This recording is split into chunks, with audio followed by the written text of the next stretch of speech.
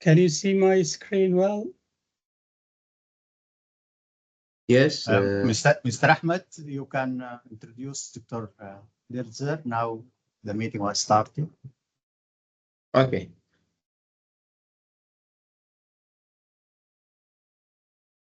Okay, you can proceed. Shall I proceed with the? Yes, just a minute, Dr. Dirzer, please. Okay. Hello, everyone. Thank you for joining.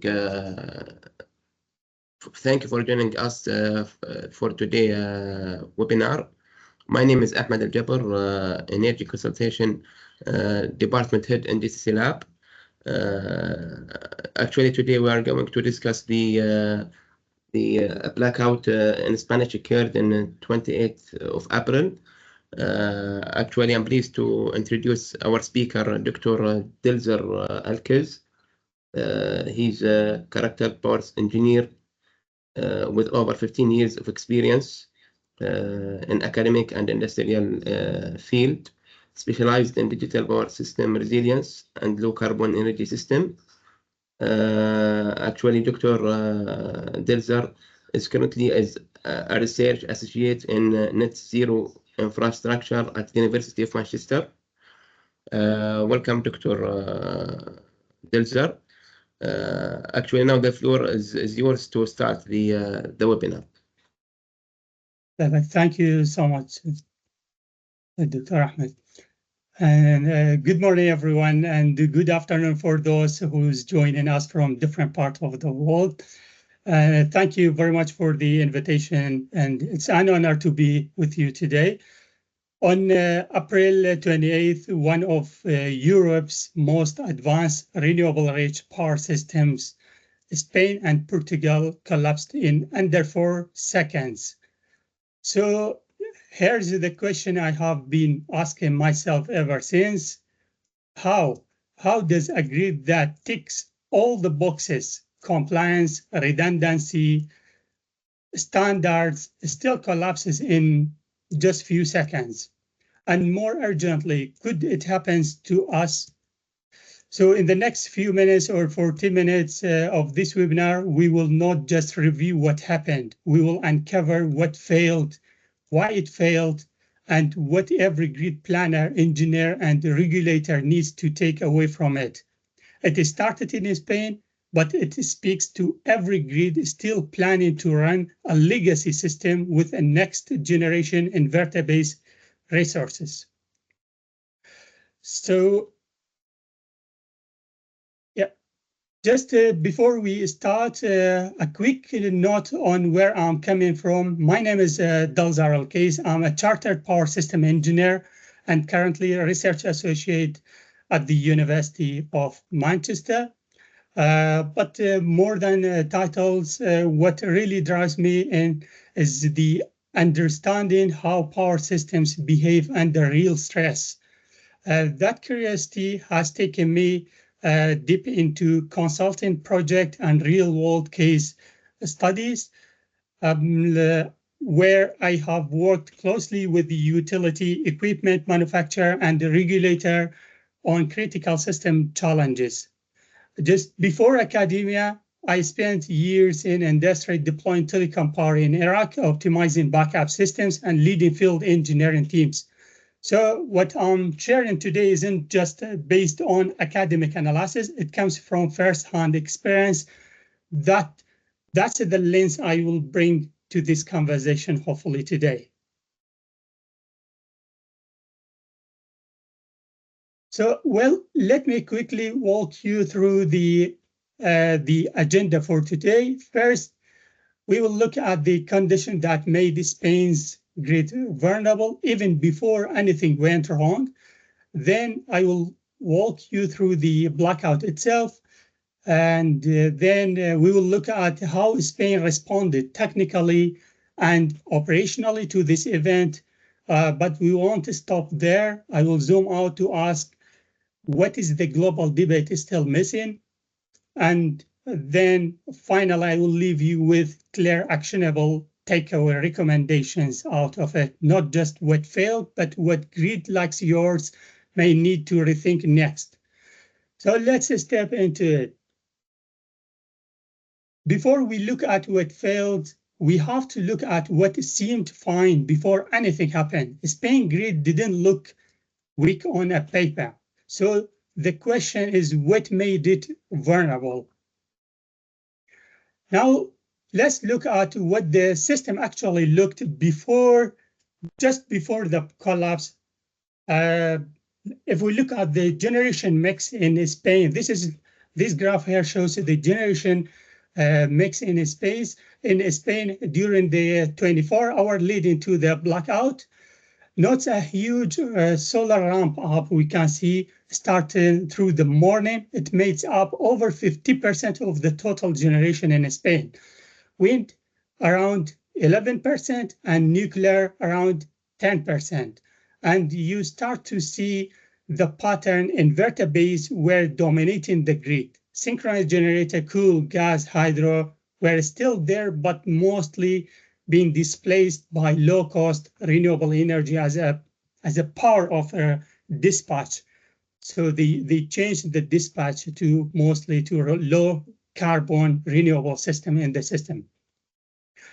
Now, where the stress became visible between 8 and 12, we can see from this graph, we lost around 15 combined cycle gas turbines. That's your red line here dropping.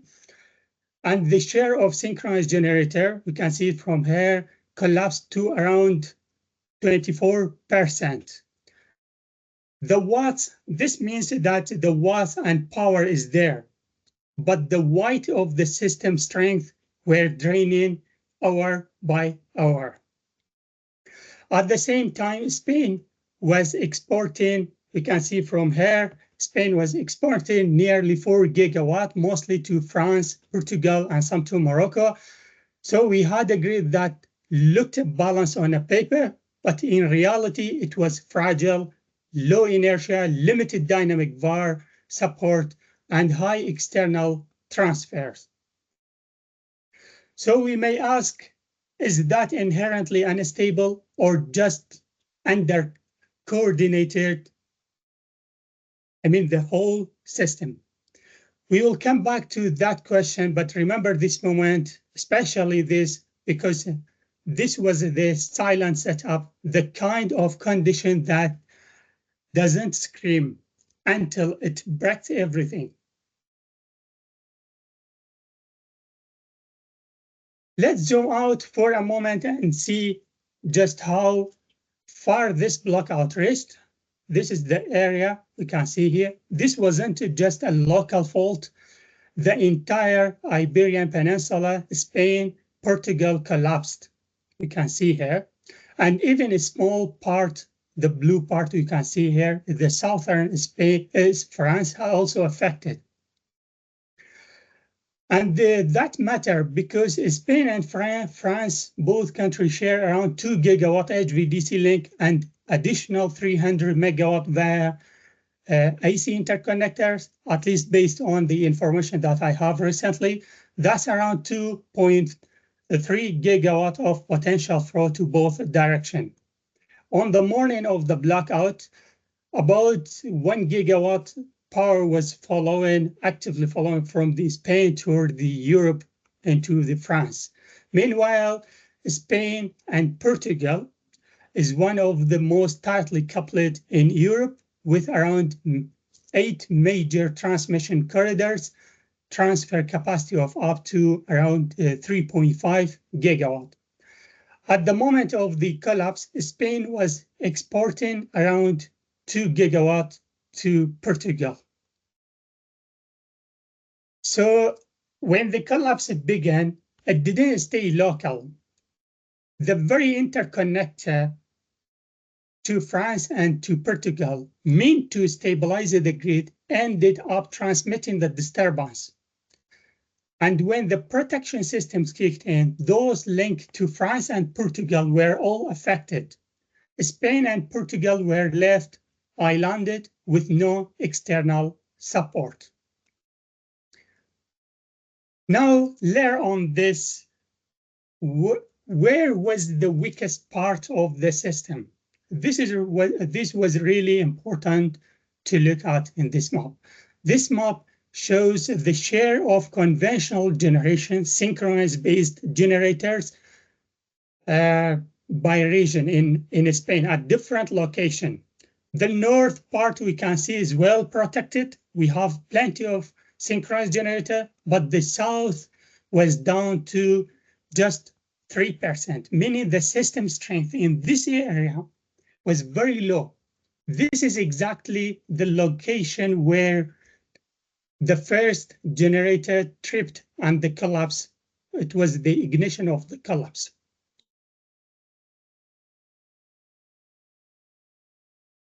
Now that we have seen what Spain's grid looked like before the event, let's turn to the question everyone really here for: what actually happened on the day of the blackout? Well, between midnight and noon, the system were quiet. There was some small low amplitude oscillation around 0.2 hertz, a typical, which is really normal in Europe. It is a typical inter-area swing across the Europe grid, but nothing impactful. The system was stable, but at 3 minutes past 12, the first warning sign appeared. It was a subtle voltage oscillation, especially in south of Spain, the area just I showed you. Nothing tripped, but this was early dynamic instability, the kind that hides in a plain sight. At 32 minutes past 12 and 57 seconds, the Grande generator tripped, the one I just showed you on the map. The system lost 355 megawatt. This was a textbook N-1 event that we are all familiar with it. The system recovered, but part of its reactive power support and other system services that we received from synchronous generator were also now gone. At 12:33 minutes and 16 seconds, Badajoz Unit 1 tripped. Another 580 megawatt. Suddenly, we are in N-2 criteria.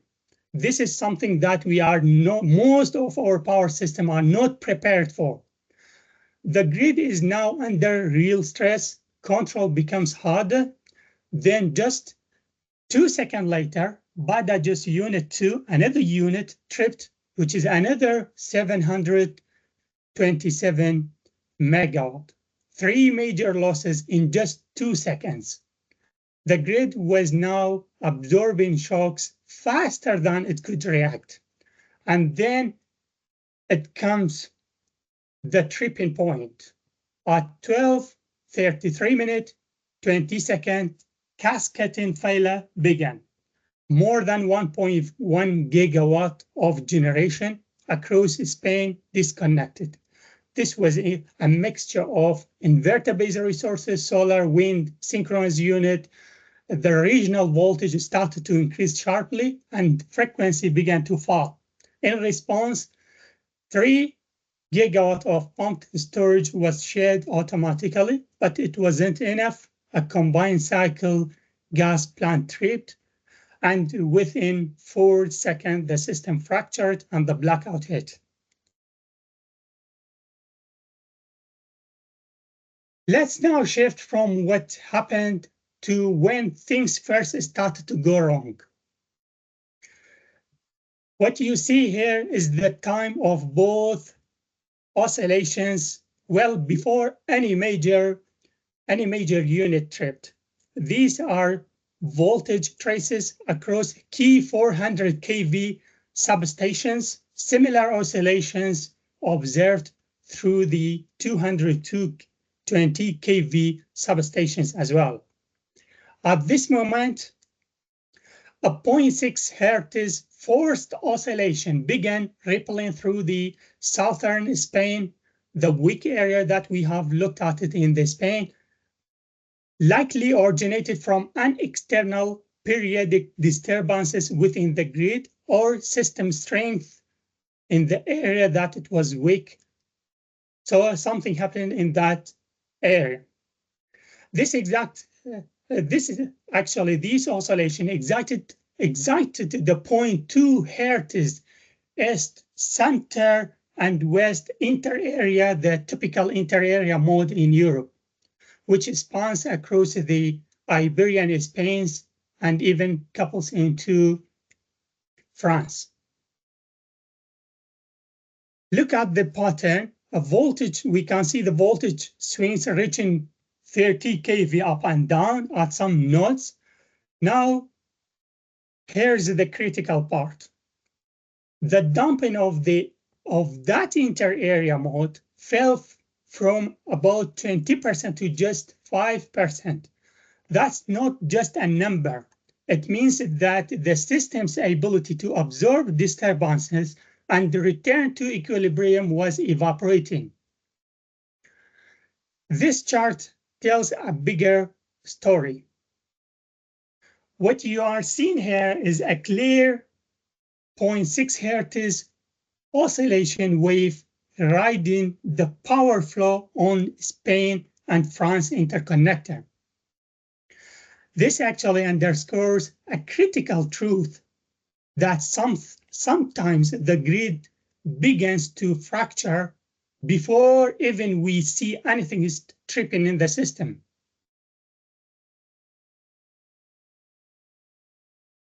Let's talk about how the system operator tried to fight it off. We can see many lessons from this slide because system operator started to produce some actions to stabilize the grid before anything happened. Between 8 minutes past 12 to 19 minutes past 12, the control center made a series of mitigation actions.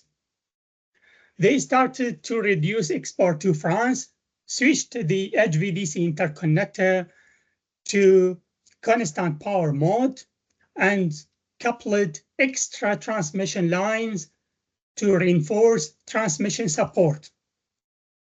They also disconnected shunt reactor to lift the voltage and the system because the system started to lose reactive support and other services from synchronous generator. And they also curtailed solar in the southern zone, the weak area zone of Spain. Now on the paper, these were sound engineering responses. In fact, they worked fine at first. Oscillation were dumped and the grid looked much better. But here's where it gets much interesting. All these actions quietly pushed the grid into more unstable state. How? With fewer export, system-wide voltage started to increase because there was less load to absorb the power in the system. Curtailing PV in south area of Spain reduced reactive absorption because most inverters provide VAR proportional to real power. And as PV and gas plants scaled down, we lost damping reserve and inertia from those plants as well. And the result was a system with high in VAR, low in inertia, and under-observed, especially in south. You can think of it like this. They cooled the flames, but in doing so, they set the forest ready to burn. Here is one of the tricks. Among the corrective actions, operator coupled additional transmission lines. They started to couple additional transmission line to the network. In weak inverter-based grids, more lines can backfire, increase electrical distance, and degrade voltage control. And just minutes later, just when the system seemed to have stabilized, a second wave hit, and it was deeper. Between 12 minutes past 19 minutes past 12 and up to 22 minutes past 12, Iberia entered a more serious instability phase. This time, it wasn't just local node oscillating. It was entire system swing across European region.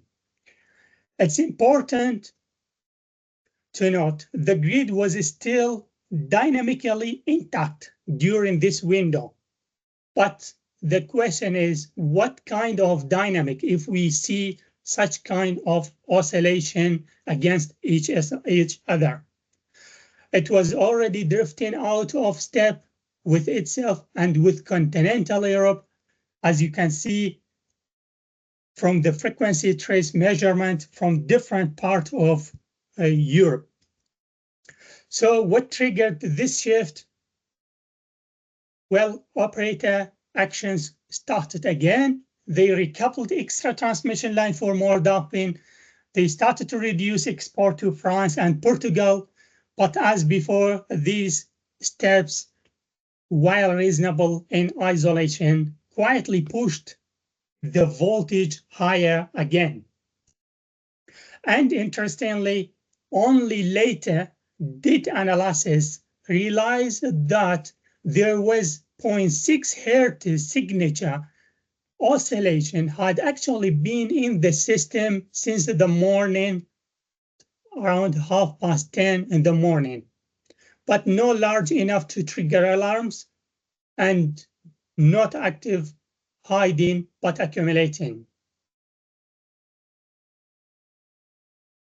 By 22 minutes past 12, the voltage began increasing again, but this time there was no visible trigger. SCADA showed no fault, actually showed no new fault at all. And this was one of the mistakes again. Frequency and voltage were still within the limits, but underneath that calm surface, two hidden dynamics in the distribution layer were silently destabilizing the grid. First, we had a reactive power injection flooded from the distribution generator, mostly from the PV and battery system, running at default power factor setting toward the transmission grid. As their active power declined, they pulled back their VAR absorption, leading to overshooting transmission voltage. And second, we saw DG's distribution generators drop out, roughly 800 megawatt of small scale 100 megawatt PV and battery units silently disconnecting. These didn't trigger fault flag for the protection system, just a silent collective exit. And because these were unmonitored, they caused a sudden phantom increase in demand in the system. But here's the key mistake. Control system interpreted this as a load growth, so they adjusted the dispatch in a state of protection system. My personal take, which is my personal hypothesis from this wasn't a failure to respond. It was a failure to see. The grid didn't lose demand. It lost visibility, and that misread turned completely a warning into a trigger.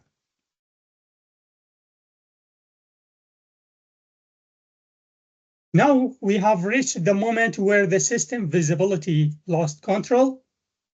From 32 minutes and 32 minutes and 50 seconds to 33 minutes to 20 seconds, voltage at multiple substations increased sharply. We can see from here, crossing 435 kV, the operational ceiling set by the Spanish grid code.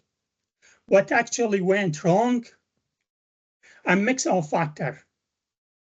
Earlier generation trips, inverter weren't adjusting their VAR output, and the grid's own protection logic was built around frequency and fault-based event, not a slow burn VAR imbalance. This is something really important for most of the grids. This is important because the system had already lost damping and had no fast voltage recovery mechanism support. So support action like ride-through, fault ride-through, low voltage fault ride-through, and the logic were there, but they were too late to action.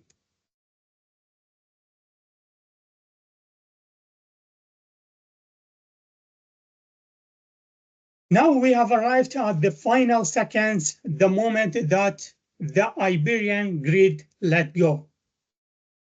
Look closely at the chart. First, you see it, a sharp overvoltage. We can see from here, past the upper limit, and then almost in synchronizing, almost at the same time, frequency began to deviate, ending with the loss of synchronization with the rest of the Europe. At 33 minutes 21 seconds, a critical threshold was crossed, and the Iberian grid disconnected from the rest of Europe. You see it here. That upward fleck in the green trace, that's the frequency in France. From that moment, Spain and Portugal were isolated from the rest of Spain, from the rest of Europe. And just 3 seconds later, the entire Iberian system collapsed. You can see it from here. Now look at the bottom chart here. This tells one of the biggest story as well. During the first round of generation loss, frequency remained remarkably stable. We can see generator loss and the frequency is totally stable. There is no issue. But later, as more generator trip, under voltage stress, frequency could no longer hold. It cascaded out of control. So here's the key message. This wasn't your textbook blackout. This was a system folding in on itself, not because it ran out of energy, but because it ran out of coherence. Voltage lit the fuse, synchronism snapped the core, frequency, that was just a sound of the system hitting the floor.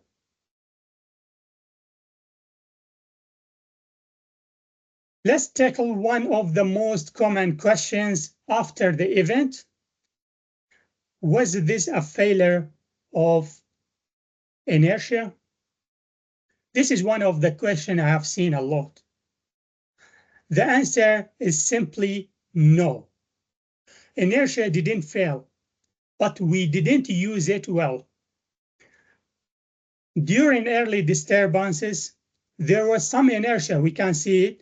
This is just a screenshot of the previous graph. During the early disturbance, there was some inertia. Frequency stayed stable. Even after the first oscillation, frequency held above 49.9 hertz. In most of Iberia grid, this was the case. You can see a different location. The grid remained synchronized with Europe until 33 minutes past 12, 21 seconds. So inertia gave us a time, but that time wasn't used wisely by the operator. What actually broke the system wasn't frequency.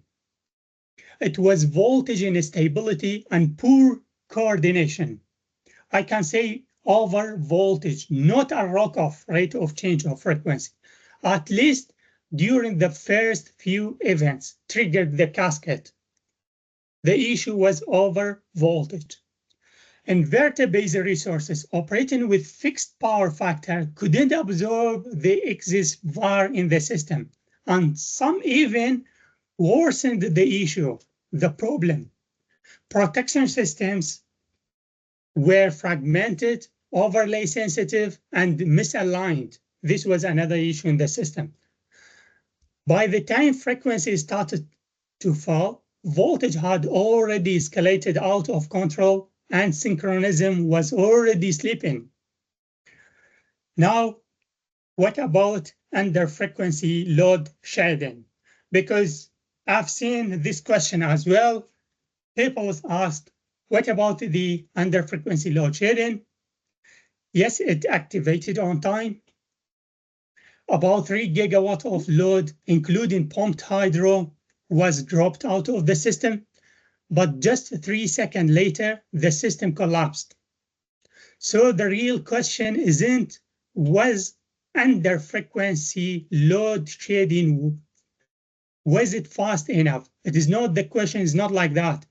The question is, was it the right tool to use it here in such situation?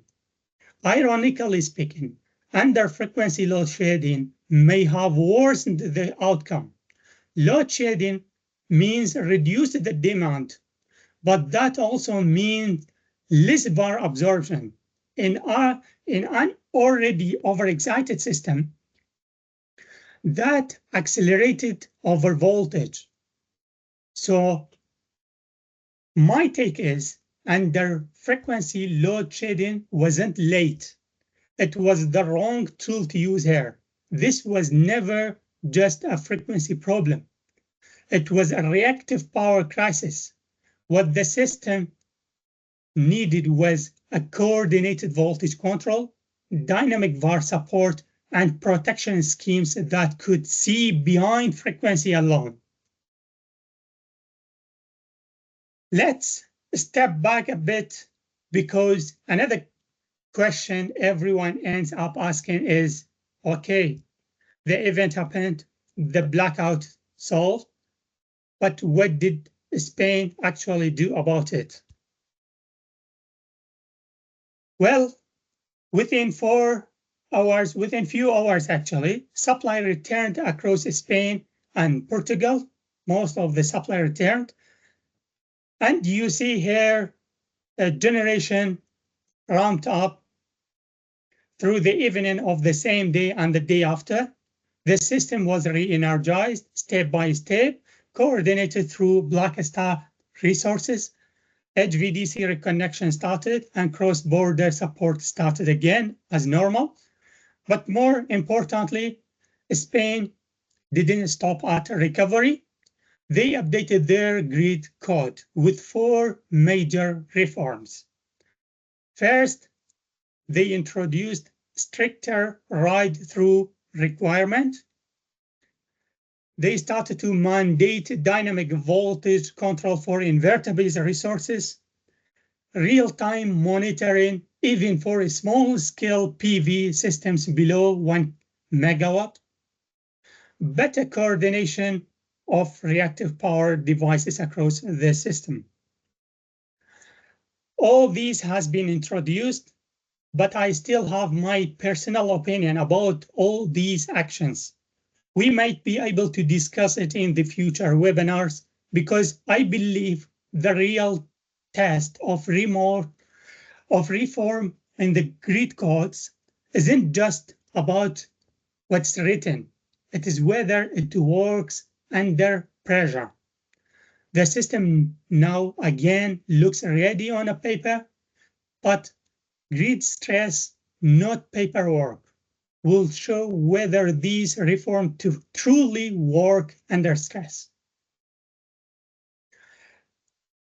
Let me pause here and shift the conversation. While I was preparing for this talk, I noticed the online discussion, especially across LinkedIn, quickly got polarized.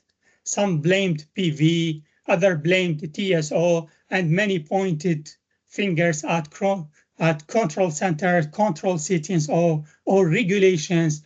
But here's what struck me. This story repeats itself in nearly every major power system event. The debate became a blame game, and we start to risk missing the real lesson. Let's now turn the lens on the debate itself. After April 28th, the narrative around this blackout fractured almost instantly. I'm sure you have seen headlines and hot takes saying inverter were unstable, solar dropped first. This was just poor planning. Don't blame renewable. Others said gas didn't respond. Where were the reserves then? Here's the pattern we keep missing. This exact narrative unfolds every time. Different actors, but the same victims. And here's something that rarely makes it into the headline. As the share of inverter-based resources grows, especially grid-following converters, the system strength declines. That doesn't just affect inverter operation. It degrades the voltage environment for synchronous machines too. Their excitation system, protection relays, and even governor response become less effective. So when we say gas didn't respond, we should also ask ourselves, were the conditions even there for them to respond correctly? But if we dig into what they have revealed from the report so far, about 1.3 gigawatt of solar dropped out of the system before voltage crisis truly escalate. Reactive power controls amplified, not mitigated, and around 3.8 gigawatt of reserve didn't ramp fast enough to help. And importantly, the control logic in many inverters kept injecting reactive power even as real power fell. Ride-through logic and frequency watt curve didn't account for how weak the grid had become. This match between VAR and watt, especially in voltage-sensitive zones, tripped several nodes over the edge. So what failed here, not the technologies. They behaved exactly as instructed. The problem lies in the instructions, the settings, the protection schemes, the control philosophies, and even the regulatory priorities. These were misaligned with what the grid actually needed during the event. My personal hypothesis from this is simple. If you give any technology an imperfect policy framework and an outdated coordination logic, it will fail. Gas, solar, wind, doesn't matter. That's the issue. And unless we reframe the debate away from the tech blame and toward system architecture, we are going to keep reliving this story again and again. And just during the past 3 months, 3 major blackouts occurred in Europe. We are experiencing the issue again and again. Let me be absolutely clear here. We can no longer afford to treat distribution generators as a passive endpoints in high inverter-based resource grids. What happens at the edge of the network and the distribution system has the power, has the ability to destabilize the core of the network. So distribution generator must be continuously monitored in real time, not 24-hour estimates. We must actively coordinate distribution generator, especially for real-time VAR and voltage support. We have to fully integrate them into the protection and response logic, not floating behind the substations. The reason is that today's distribution generators, solar PV, wind, other inverters, battery can change output in under seconds. But most of our SCADA system still sample every 2 to 4 seconds data and aggregate data over 30. So by the time control room even sees the signal, the grid has already moved. That was one of the invisible triggers during the blackout in Spain. Around 800 megawatts of DG silently dropped offline, and there was massive reactive power flow injecting from distribution network, and neither event was observable in real time to the control operator. That's not just a failure of response, it's a failure of visibility. And here's the bottom line. If a device injects power, it must be visible. If it shapes the voltage in the network, it must be controllable. If a device can act in milliseconds and we see it in a minute, then we are not controlling the grid. That means we are chasing the grid. So the question we must ask now, so what does the grid demand now? Not just from our machines, but from our planning, our thinking, our institutions. Because resilience is no longer just technical property. It is a system level obligation shared across technologies, codes, and operators. And the question isn't anymore, can inverter survive a fault? Or it's not anymore, do we have enough inertia in the system? And it's not about, did the settings of the protection trigger fast enough? The real question is this: are we still designing our system, our codes, our tools, even our assumptions for the grid we used to have?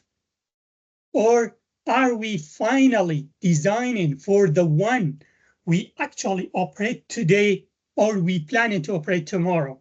That's what this blackout forces us to confront. So we have the technologies, but what are we designing for? This is one of the questions. Let's be absolutely clear. We are not short on most of the required engineering tools. We have synchronous condensers, we have grid forming converters, we have advanced protection system, reactive headroom logic, system strength, other control philosophies. But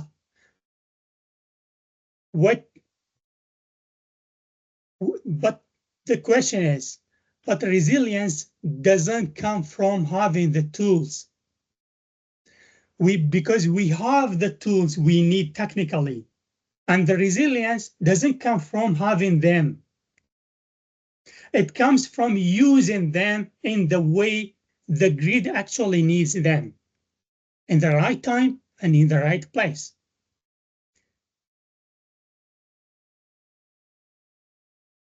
Okay. Now, so what does the grid demand now? The grid demand now, first, visibility, not just estimates. Real-time observability of the distribution network, not a static assumption.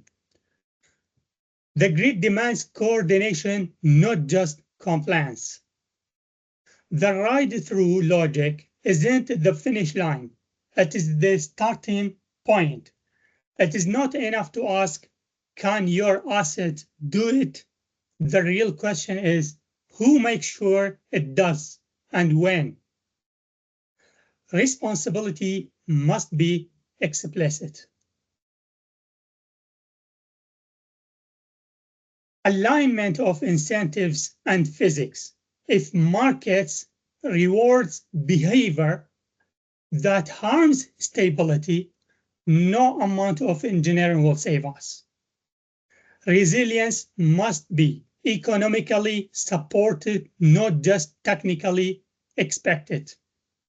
Today, there is no enough market product for grid forming behavior, no rewards for dumping, no penalty for ride through, but failing to ride with the network. So my personal hypothesis, my take is survival isn't the end goal anymore. It is synchronism, real-time, grid-wide dynamic stability that defines modern resilience. Let me leave you with the final takeaway.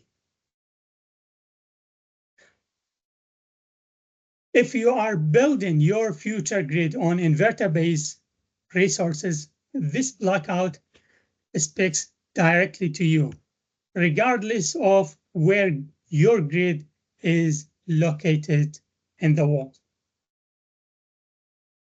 Design criteria must evolve, not just n-1, but n-x to capture cascade faults, wide system dynamic, and system-wide loss of support. Inertia alone will not save us. Voltage stability and angle stability must be managed carefully, not left to chance. System strength is really important, must be planned, not assumed. And that strength isn't about megawatt, it's about coherence under stress. Here is the mismatch at the heart of the event. Inverters act fast, but the grid sees slow. If we want to run the grid with high inverter-based resources, we need to see the edge, fast in real time, and no more blind spots in the network. This blackout didn't happen because there wasn't enough energy. There were many plants online, but the wrong asset tripped and the right one stayed connected yet fell out of step. So it's not just about n-1 or n-x. The story is bigger. It's about running modern grid dynamics on a legacy operational logic. New tools don't help if they are built on outdated assumptions.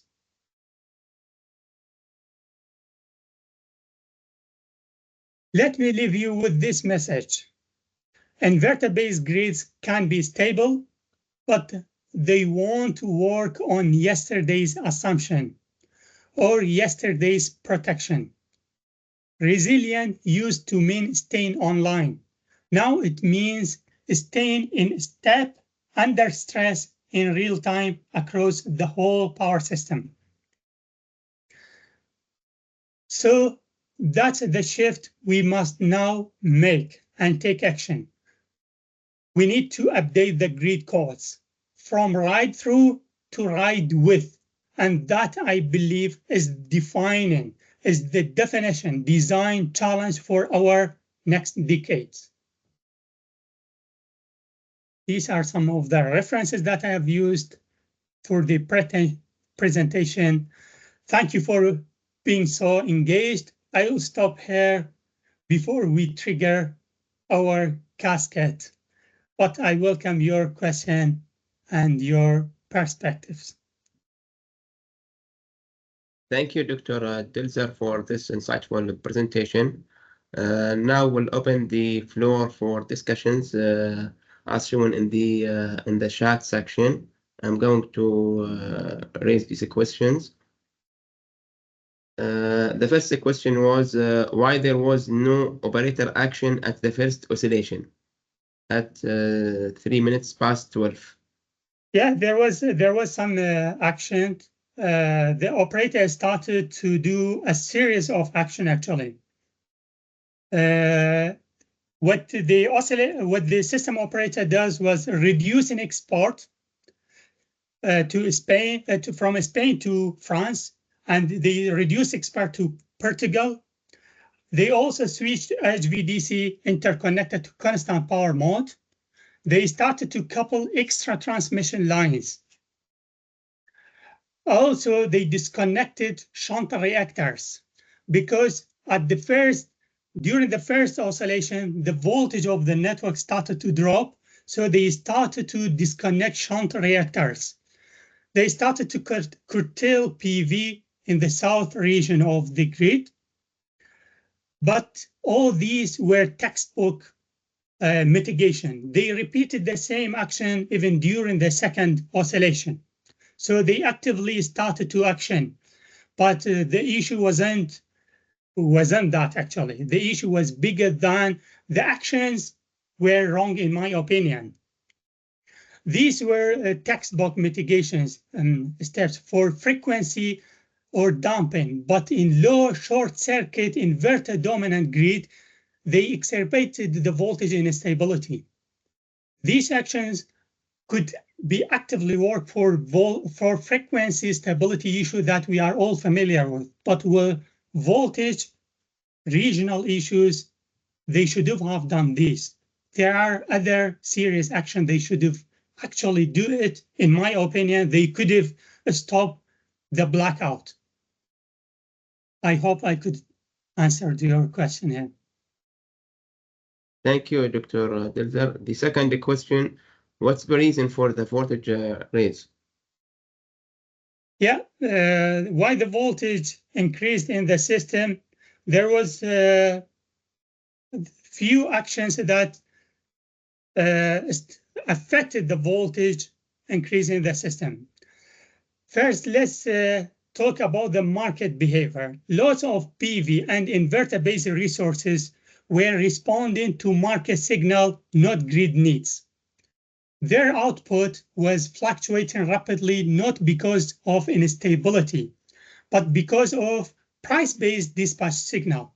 These weren't fault, but these still had to absorb their swing, and it wasn't ready. And second action, they disconnected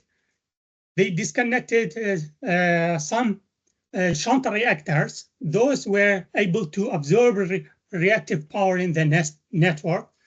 Once they disconnected shunt reactor, the voltage started to increase again. They reduced the HVDC export, and once the export reduced, meaning that we have low loading in the system. If we have low loading during the low loading, the demand on the transmission system is particularly important related to the generation and transfer capacity. During the light load, once we have more power in the system, we have another things that most of the transmission lines behaves like a capacitor due to the Ferranti effect under low loading. So they start to inject reactive power into the network. This was another issue. So there was a series of action that affected the network. And another one is switching HVDC to constant power mode. This means that the HVDC switched to constant power mode. What does this mean in terms of the operator action? This means when the system operator switched to Spain, France, HVDC interconnected to constant power mode, they told the converter station to stop responding to voltage or frequency fluctuation and instead hold a fixed power transfer regardless of what's happening inside the network. So there is a mixture of actions that complicated the process. Okay, the next question, was there a curtailment plan for the PV power plant? The curtailment started once they saw, based on the information that I have access, and in the south part, when there was a low inertia and system strength, the problem actually was the system strength, not the inertia. once the system strength dropped in that area, the solar were extremely high. Most of the solar generation of the Spain was produced from that area. This was the likely cause of excitation or loss of synchronism or the first trip in the generator as well. So they started to curtail the PV in that area because I think they felt that the strength of the network was weak in that area. To approach the issue, they started to curtail PV, but it was really late because most of the synchronous generator was in standby mode, or even they switched off most of the synchronous generator due to the market signal. They depend on the renewables, and most of those generators needs more time to restart again. So to ramp up to be able to participate in the system services. But by the time those can started doing action, the system was already in instability because the blackout happened in a really short time. And why the time is shortened is based on my opinion, is due to the operator wrong action, because they haven't seen most of the inverter, small inverter based resources like PV, they were not seeing it. They were not able to see it. I hope I could answer that question as well. Yes, thank you. The next one is, if you were the grid operator, what would you have done? And could you have seen this in the hindsight? Yeah, what they should have done in priority order, in my opinion, first of all, they should have deployed fast dynamic reactive power absorbers, including FACT devices, shunt reactor, or any other like synchronized condenser. I will explain this in more detail now. Why they should have deployed fast dynamic reactive power absorber? Because this was over voltage problem, not a frequency trigger the cascade. What they should have done, and in my opinion, could really help synchronized condenser if they were available in the network. And I have doubted that they were not available, especially in South, because the strength of the network was low. Synchronized condenser is one of the devices that can help protect the network and increase the strength of the network to increase the short circuit ratio. They should have done dynamic VAR support from HVDC link, operated in a voltage control mode, not just constant power mode. They switched HVDC to a constant power mode, and that worsened the situation because HVDC, they didn't participate anymore to voltage issues in the network or the frequency issues in the network. They should have switched it to a voltage control mode, in my opinion. And they should have curtailed PV with fixed power factor set point. Sorry, not with the fixed power factor set point, but with active and reactive absorption instead of dropping them offline. This was another thing that they should have done. And the reconnection of shunt reactors, this is one of the easiest way to connect to the network to absorb the reactor. So if they had absorbed the VAR rather than cutting generation, they might have held the voltage below the threshold, which triggered protection event and generation trip, because the event was at the start was just oscillation, wasn't the frequency event. Okay, thank you. What? Yes. And in such case, what is the importance of the WAMs, PMU, in the network? Phasor measurement unit, you mean? Yes.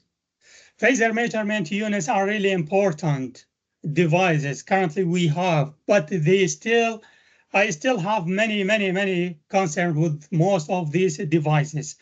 because at the university, the previous university where I was worked at, Queen's University, we were building the PMU phase measurement unit in the even the micro PMUs that we are currently still with a colleague of mine there working on some of them.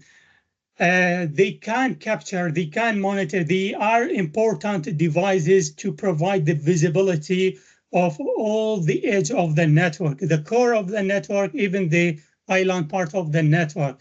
They are really important devices, but they still sample they sample data at 20 millihertz per sampling data, and most of the sample, by the time the sample reaches the control center, for example, the control center can't take action based on 2-3 samples, because sometimes the sample has a noise and oscillation over the sample, affects the sample. So they need to filter the sample. In some of my research, I've looked at this. Some of the operator needs to filter the sample over 500 milliseconds, like in Ireland and Northern Ireland, and even in the UK, some of them, they need to sample the data in order to be able to identify the source of the issue from the data.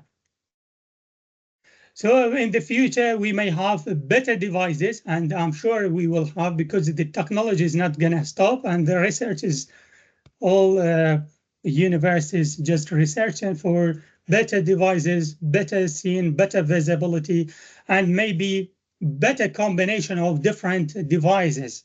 And the network could provide better stability and visibility of the network.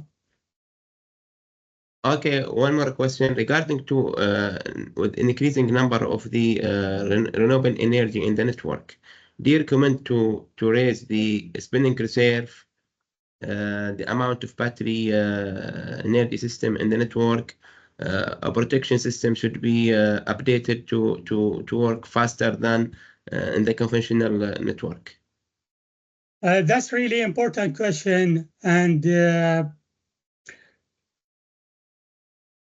if we keep adding the inertia in the network, it's not about inertia alone. What happened? We are operating, we are updating, or we have a network that we used to have it for decades. It's an old system. It is true that we are updating part of the system, this part, that part, transmission, substation, transformer. Once they got outdated, we are updating them. But this system, most of this system, part of this system is either outdated and needs proper maintenance and replacement, or this system has been built around traditional synchronous generator, the top down. We used to have generator on the top producing the power, and we consume it at the end. But now the system sees different situation. It injects power from different where into the network. So the behavior of the network started to change. So we need to rethink of the substations. We need to rethink of the whole network planning in the future, starting from, especially for the Gulf countries, they have started to install renewables, especially PV. It's a good time to start the renovation of the network and a better planning of the system while they install inverters. For example, in my country home in Iraq, people started to install megawatt of PVs, but there is zero planning. And the system is going to reach a point, is going to crash at some point, and it's going to be a complete blackout of the system. The system that we currently have, based on the research that I have done, and based on the research that I have looked at it from ERCOT, Australia, and other network operators, this system can securely operate for up to 40% to 50%, and some identified 50 to 60% inverter-based resources. So if we have up to 50% or 60% power from inverters, while the other from synchronous generators, we can still keep the system secure. But this needs a better planning. Like in Spain, we had many synchronous generators in the north part of the system, and in the south there were only 3% of the generator was synchronous synchronous generators. Now in Ireland, Irish power system, which is Northern Ireland and Republic of Ireland, I have been analyzing those network for few years. What they have a plan, because they are operating the system sometimes up to 70% inverter-based resources. But their plan is to distribute the synchronous generator well, is distributed through the network, and they have a requirement in the grid code, like a minimum number of generators, they must stay online, even if we have a power from inverters up to 100%. We still need to keep at least a number of synchronous generators well distributed through the network to provide not just inertia. Inertia is a simple term that we all use to it, which affects the frequency. But in the future, the problem, the bigger issue is going to be the system strength, not the inertia, the strength of the network. I have been analyzing this and publishing articles in my LinkedIn on this. We need to be aware of this part of the issue, which is the system strength. Even if you have inertia in the network, if you don't have, if the system can't hold together, you can't use the inertia. You can't use it. So it is really important to build a strength network, not based on inertia or reactive power alone. Okay, Dr. Dilzer, actually we covered the most of the questions at the end. Actually, thank you so much, Dr. Dilzer, for your valuable insight and taking the time to address our questions. Thank you all for your participation today's webinar. Actually, we appreciate your time and engagement. Mr. Muhammad and GCC Sigri would like to conclude this webinar. Yeah, thank you very much for having me, and I appreciate the opportunity to talk to my brothers and neighborhood country in Saudi Arabia. I'm glad to be here to speak to you. Thank you so much. Thank you all. Thank you, Dr. Talzer. Thank you all for being with us today. And again, this opportunity to just remind you to join us at our GCC Power during November, 10 to 12 November in Kuwait. Also, our events, our webinars, it's going to be continued during this July and next month also as well. So keep in touch with us for more information. And thank you all. Now, if I have a second, I need to present an invitation.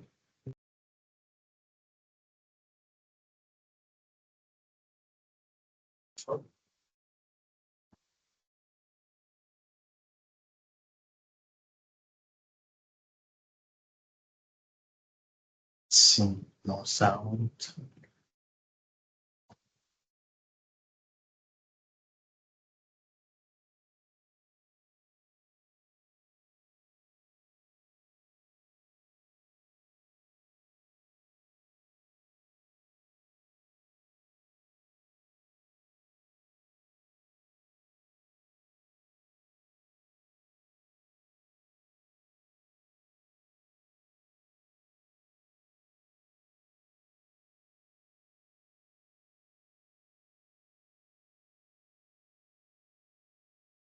Okay, thank you all, and wish to see you later in our coming events. Thank you.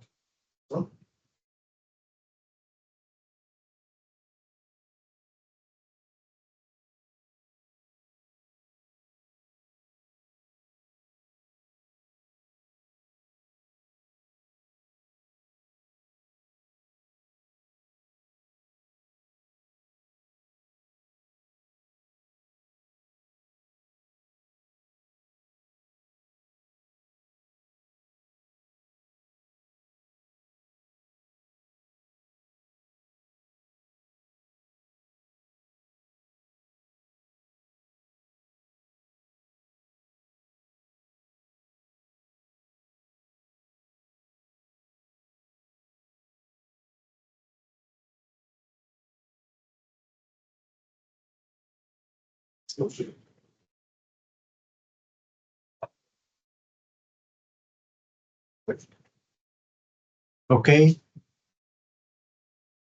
Hello.